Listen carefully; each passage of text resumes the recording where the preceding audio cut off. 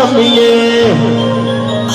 मैं बहुत ज्यादा मशहूर हूँ शफकत भाई का, मेरा दोस्त जाहिद जोया और एहसान साहब जो स्पेशली मियाँ वाली से सुनने आए हैं। मैं इस काबुल तो नहीं हूँ। कामरान भाई आपका, एहसान भाई आपका, शफकत भाई आपका, जाहिद जोया साहब, जितने भी। अच्छा स्टेज पे कौन नहीं आएगा, ठीक है।